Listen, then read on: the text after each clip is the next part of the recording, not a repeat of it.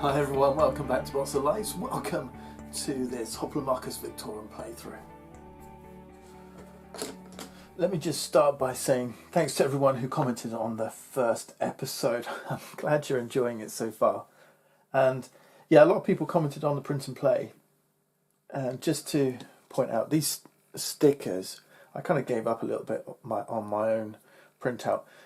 Adam Carlson from Shit Theory Games sent me the stickers, so I just had to use some old chips from old Hoplo and Cloudspire. But yeah, the rest of it was printed myself. But yeah, that's why they look so shiny, right? These are properly printed by Chip Theory Games. Yeah, so I can't take the credit for that. And remember, the artwork is missing, right? So we're looking for some great artwork to come. Another question people asked was how this compared with Origins. Origins was very puzzle solving, right? You were given a scenario and you had to pick your army to solve that puzzle. And so it really was about that trial and error. It was kind of a little bit more Cloudspire in that regard, I suppose.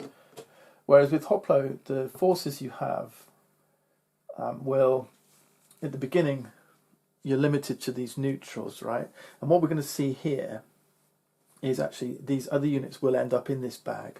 So if we win this little battle here, the Retiarius will become recruitable. So how you build your army is determined by the story, the flow of the game. So each battle is really using the units you've got to try and do the best you can. So it's very much a tactical battle. The strategy really is around checking what these events are and trying to figure out how to play, where to go, what to do, when to spectate, when to accept a challenge, that kind of stuff. So compared to Origins, it's less about solving the puzzle of the individual map. Instead, it's more about the tactical battle of using the units that you've got. And obviously that developing story. Okay, hopefully that answers. Right, let's get to it then. Burning of the chaff. So they're going to deploy first. We've got to capture the flag. So the Retiarius is coming straight in with health 3. Incidentally, because I probably won't have time to show you beyond Act 1 because of where we are, but let me show you this quickly. As we head into Acts 2, 3 and 4, the game is going to scale up. So in Act 1, when we take an event, we take it as written on the card, right? So they get a local unit and 2 random units from the bag. But when we head into Act 2, we have to add an additional unit from the bag to the end of the lineup. So if we were facing this event in Act 2, it will be local and 3 units, right? And then in Act 3, you get the unit with the tactic, and in Act 4, a unit with a tactic and then an extra unit. And obviously the Primus is also scaling up. They're going to have additional local units to support them. So it's a band of local units, plus additional health. And then the Scion will have its own Scion reference sheet. So I showed you these 2, which is what I've got the print and play for. But there's many more. At the moment, with stretch goals unlocked, there's 7 different Scions, right? Lots of variability in this game. And obviously the Primuses that you face during Acts 1 to 3 are going to be varied up. And of course all the variety of which heroes you can play. And some folks have been questioning some of the rules as well and just some of the layouts. I said it at the beginning of part 1, but let me say it again. Everything here is still in development, right? So map layouts will change. In fact, the configuration of this map is likely to change, even if subtly. And certainly the AIs that drive some of the units, I mean, all the Scions have not been built out yet and what their logic will look like. Okay. Right, that's their first deployment. He's a local unit. So what does that give? Local units deal 1 additional damage when they're using the Trident throw. Now you'll recall, Retiarius is a tactician. Tacticians can move the turn they're deployed. So with move 3, he's heading towards this Trident. That's his mark. Unequipped Trident. I'm going to pick that up. And that's a problem potentially for us. So in terms of deployment, I want to give him a big target, which is going to be a defender, which Remember, this is a sporting event, so they're not lost even if they are defeated. They're just out of this battle. Down and wounded. I'm going to go up here. I'm going to go in the middle. I can't do anything more. I could play a tactic, but I don't want to. Next to deploy is the attacker. Spot number 1. Back here. Health of 3. He can't move first time. Retiaris is going to head towards... there's no unequipped trident closest. He's got a range of 1, so yeah, he's moving in. The closest path is this way. Now, this defender's going to take a big hit because the mark is the defender. He's armed, and they will use the trident. Local units get +1. Okay. Strength of the sea. So normally it would be 2 damage. It's going to be 3 damage. 1, 2, 3. But we do now have the trident. So I could potentially take out this Rotarius straight away, because I'd get to deploy now. 1, 2. Tactician. Archers get to attack. So I've got a hero and 3 units. I wanted my tactician to be one of them. So I only get 1 more unit. So do I put my defender in? Or do I put my archer in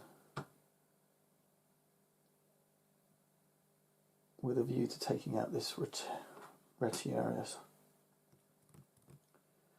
I might do that. Oh, it's risky.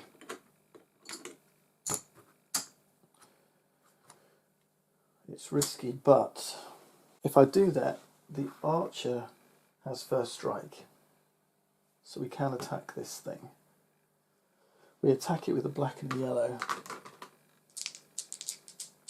They've got a hook. That says units that are 2 away, it can pull in adjacent. And the AI would do that if it would result in an extra attack. What I'm thinking is I can throw the trident, do 2 damage. That would just leave 1 more damage, which the archer could deal. At least take 1 of these units out, right? And then Decimus could come in with his health. And then the tactician run and get the flag. Okay, so archer attacks with first strike. Okay, the 1 hits. If I'd managed to get 2, I might have had the defender just do 1 attack. But I really want to take this thing out now, so I'm going to throw the trident for 2 damage, taking out the Retiarius. Alright, that's the first Atlantean down. 1, 2. Okay, this attacker's going to head towards this trident. It's not going to reach it. But archer's coming in with 2 health. Deploying to spot number 2. Can't move, does have bolster health. Add 2 HP to units' current health. Who does he play it on? We look at the weakest ally. The weakest ally is himself. So strength 2 here. Attacker's moving towards 1, 2. The trident. Archer has range 2. Everyone's out of range. Okay, now it's me. I'm going to get the tactician in.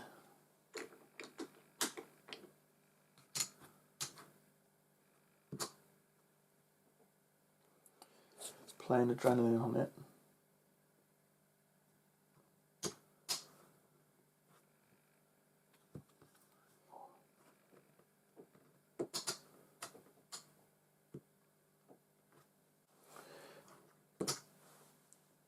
Tacticians have initiative, so can move.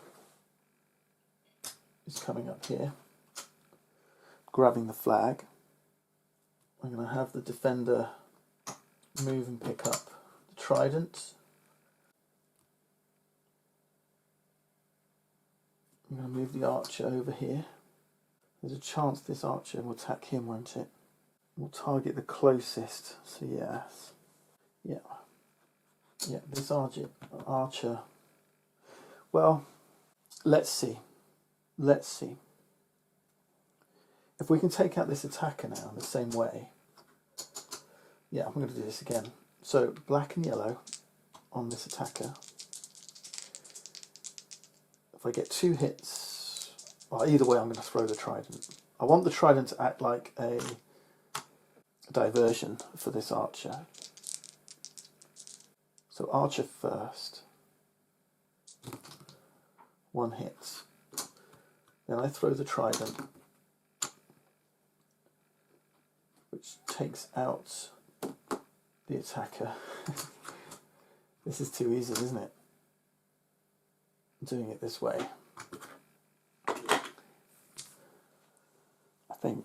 I hope. The archer will now mark this, but he's only got 1 movement.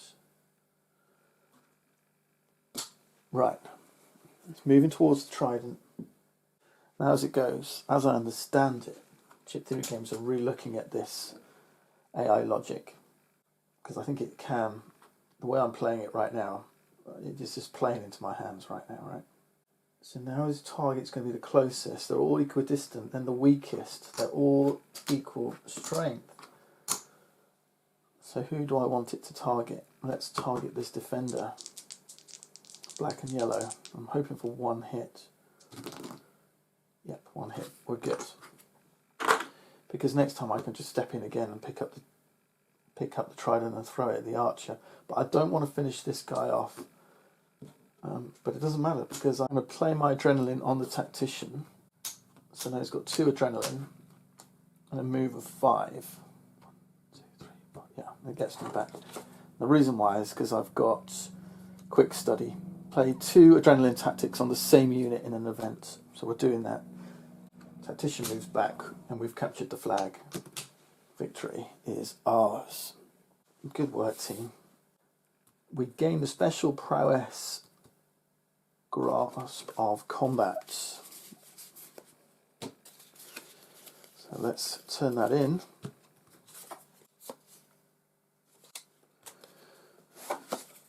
That one goes on the bottom. I'll discard.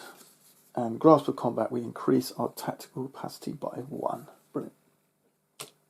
So now we've got 1, 2, 3 slots for tactics. Perfect. What a result, team. We don't need to defeat this. Archer, tactician, defender comes back. Also we lose these 2 tactics. We go back to the supply. Does that one. The attacker, the archer, and the retiarius, though, become potential rewards. So, the reward for a sporting event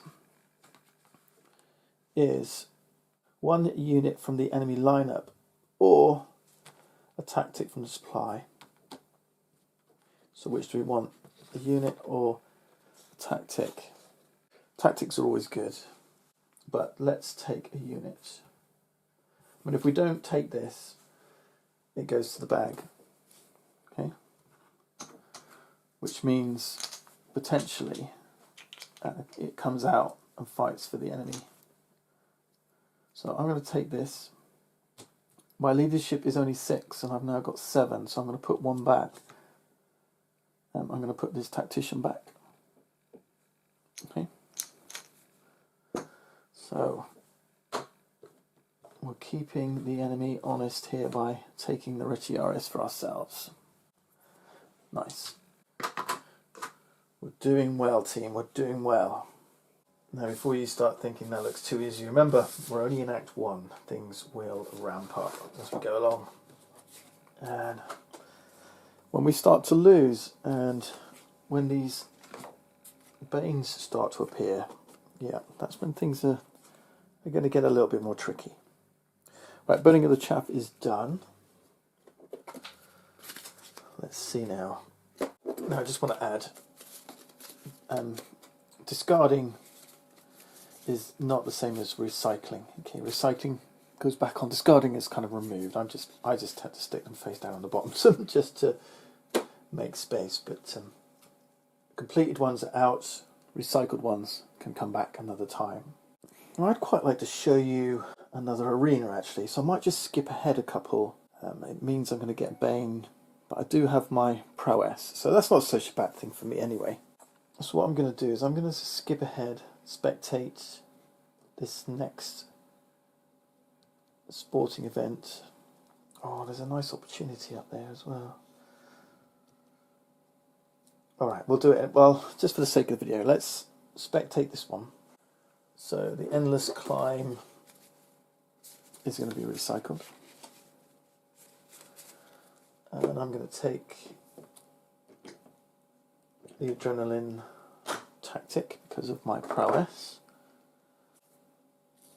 And then obviously we tick off a Scion influence. Now you've noticed I've got a bane now, okay?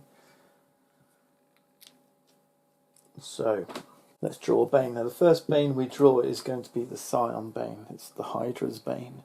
And it says add to the bag. If we draw this now, instead we draw 2 units instead of 1. So things have just got nasty. Okay, and it goes.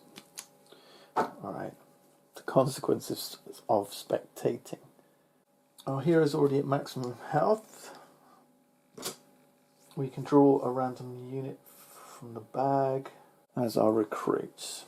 Yeah, remember what we do when we spectate. Heal hero or draw a random unit. So let's draw a random unit. I'm going to have to discard one if I do, but that's okay. I want to switch up. I'm hoping for an attacker. It's an archer. Okay, I'm happy with that actually. I'm going to put a defender back. And then, just for the sake of pushing things along, I might just spectate again and head over here so I can show you the Limosian arena. Incidentally, these other arenas where there isn't a Primus, you can't go there. Right? You can only skip around it. Right? You can't go there. These are out of bounds.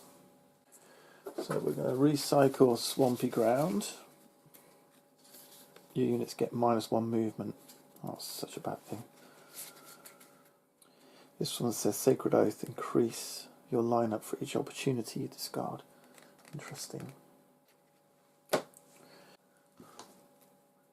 Add a Scion influence. Draw a unit. Will I get the attacker that I'm looking for?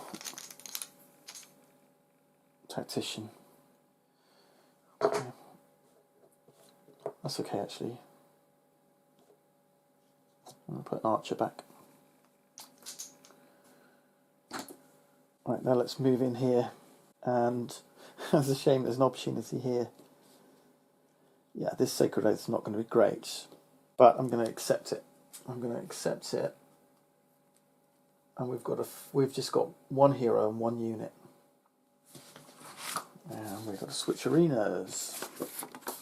Okay, right. There's no setup for this one, but it is going to be a fight to the death, and we'll see how well we do.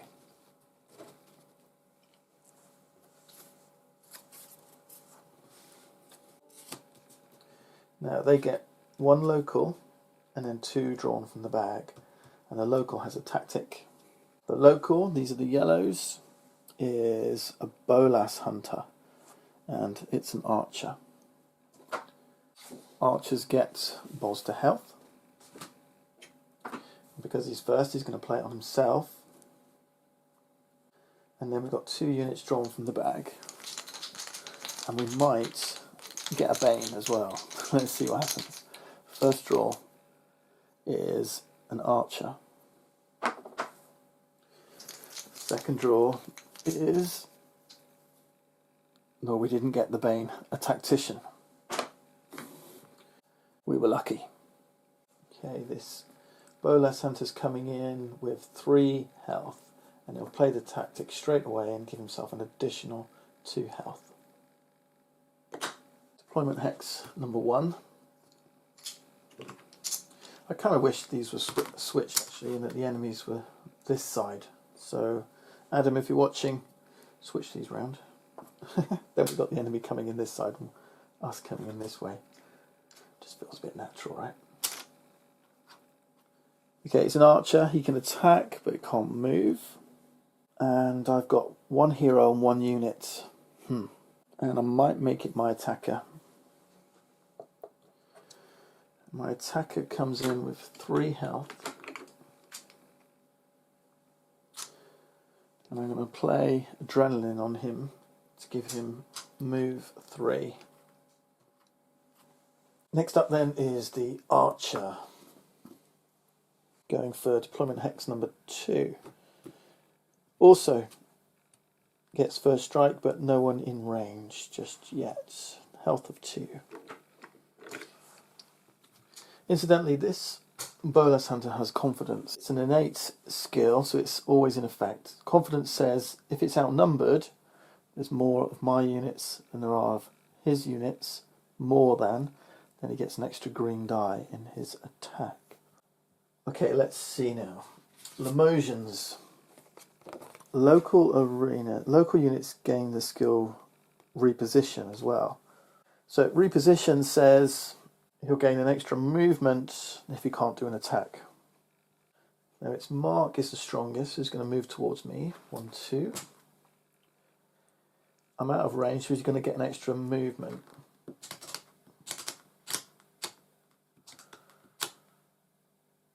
Yeah. So this is instead of an attack, he's going to move up onto this hill. I can move him wherever I want. The hill is not great because the way this arena works, you've got to see it like a kind of like machu picchu, right? Right up on the top is an apex. This row here is higher, of a higher elevation than this row or this column of hexes, and this column of hexes is higher than this, right? Like the steps. So at the moment this one is on higher ground than this one. These two are at the same level. Okay. And the arena says if you're at a higher level than another unit, you get to add a black die. So it doesn't look pretty for me, does it? Not at all. Now I'm a tactician, so I can move straight away. But if I move, I'm in range of the Bolas Hunter. If I don't move, then this thing's going to come down and still be at a higher elevation. I think I need to get in there and be prepared to attack. Right, let's move the attacker up. He's got movement 2. I don't think I'm going to last very long in this battle. That's the long and short of it.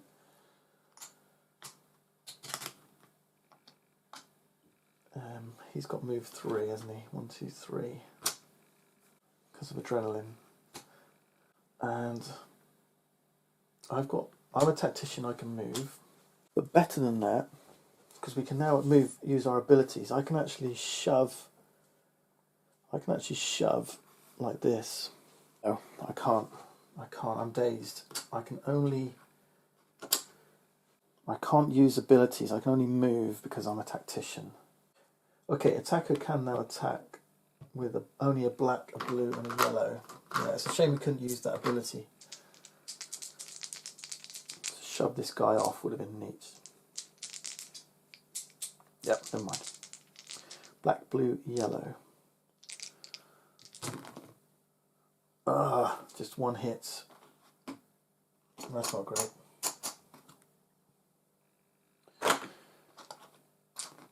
Alright. This might be a case of quit. Tactician's coming in number 1 spot and can move, turn it's deployed. So it's going for strongest, so they're going to target, mark this one. 1, 2,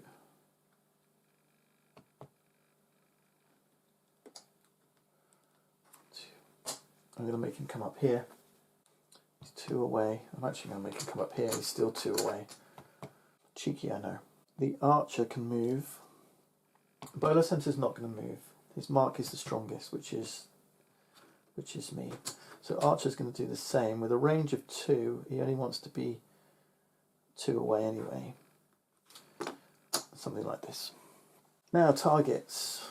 These 2 have got targets. They're both going to target strongest. They're both going to try and hit my... they're both going to try and hit my hero. I really shouldn't have moved him up. So this guy's got green, yellow and black. Now depending on how many hits I get, I may have to quit before the archer fires. If he gets 3 hits... No, I'm still going at 3 health and he's only got 2 dice. So yeah, we're okay. We're okay. 1 hit. Archer gets a black and a yellow. They're at the same elevation.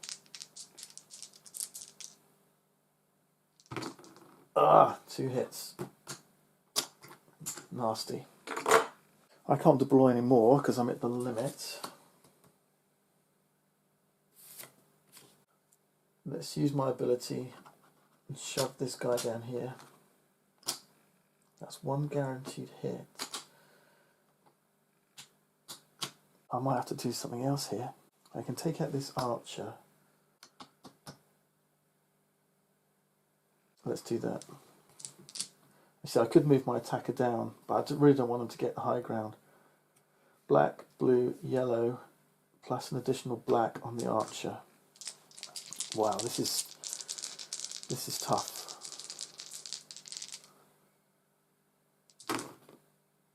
Two hits. That was close. I've got green, yellow and black on the Bolas Hunter, which is not great.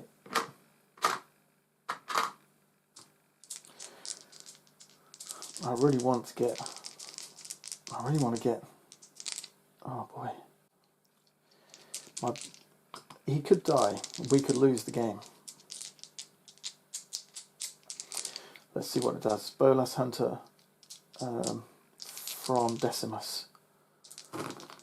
1 hit.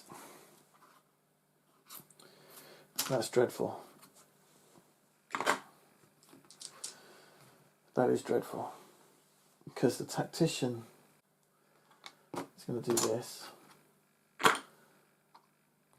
He's got green and yellow on my hero. Now we've got to decide, what are the odds? What are the odds on 2 hits? We got 1 in 3 times a 2 in 3.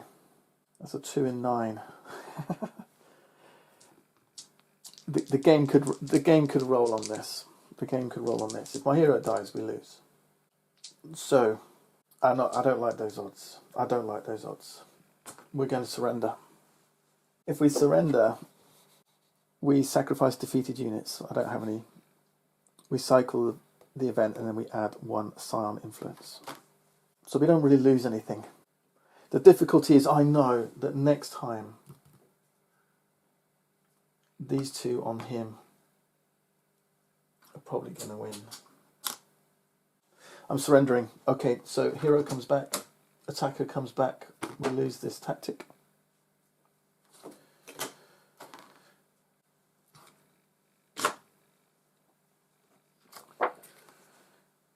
We add a Scion influence, and 1 more means we get another bane. These 2 units now go to the bag, so the Bolas Hunter is on the side of evil and will potentially come out in all future battles. In addition, if we had lost any of our own units, so if we'd lost that attacker, for example, that would also end up in the bag. Okay. This neutral unit that was defeated, that goes back to the bag. Alright, so we've got a Lemosian in there now, ready to fight. So, surrendering, it saved us the game, but yeah, What were the odds? I'd have loved to have seen that in the game. Well, that's what it's all about. Now this one's not discarded. I believe it's recycled. Yeah, it's cycled, so it could come back. Okay. Yeah. Okay, we lost a bit of time. Let's move on. There's an opportunity which I can take. I'm going to accept it. Now I've got to start being a little bit careful here. Let's go run the gauntlet. I'm saying that because 1, 2, 3, I've got five weeks left, and I've got to face that Primus. After winning a lethal event, immediately play the same event a second time with new enemy units. It doesn't say I have to win or lose. You may not forfeit this event. You just can't forfeit it. Well, so I have to win because it's a lethal event, but I get to remove a bane if I do. Okay, that's interesting. That might be useful if I feel strong enough, and depending on what's coming up, I suppose. Well, coming up is a sporting event that I know I'm going to have to skip. Then we got an opportunity this way, a sporting event this way. So this one I'm going to spectate. So we are going to add another bane because it's there. Spectate. Heal a hero or recruit a unit. Now you can be a bit cheeky here. I know there's a Limosian unit in this bag, so you could get lucky. Heal my hero, that's what I'm doing. So back up to maximum health. 1, 2, 3, 4. And then cycle the events. The reason I skipped this one is Battle of Many Nations. X is equal to the number of unique factions in my camp. Unique factions, there's only one. So that would be just one unit for me. Neutrals aren't factions. Okay, so cycle this. Quaking Earth, interesting. So we've got this kind of earthquake going on. We move randomly. Wow. That sounds fun. I'm definitely doing that one. Add a Scion influence. We did already, so we draw a new bane. And this time it's a random one, okay? So we don't know what's coming. It is fatigue. Oh.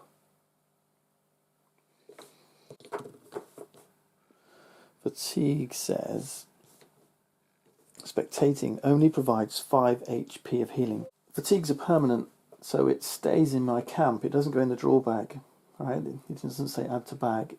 It's now with me for the rest of the game. So not such a problem at the moment because I've only got 6 health anyway. So if I'm down to less than 5, I'm dead. But later on, this is definitely going to cause a problem. But I did just pick up Run the Gauntlet. If we do this, we do get to remove a bane. Okay. Now obviously with Run the Gauntlet, after winning immediately play the same event, doesn't give you an opportunity to heal up your hero. The next lethal event coming up is called Native Child. It says if in or adjacent to your hero's area, add a green die to their attack. They've only got 2 units and I've only got 3. That's not such a bad one, right? But they do get to use a green die, and if I deploy a couple of archers, yeah, could be interesting. So, given the conundrum of where we are, this way, and then this way, I've got to make sure I've got enough weeks. I've got 1, 2, 3, 4, 5.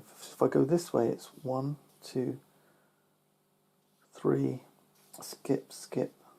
Yeah, this is tough. 1, 2, 3, 4, 5. 1, 2, 3, 4. I'm going to have to skip another one, which isn't such a bad thing because I've got always a student. Good point. So I should have another adrenaline from when I healed up. Okay, I'm going to pause and try and plan this out. What would you do now? Join me next time and find out how Act 1 concludes.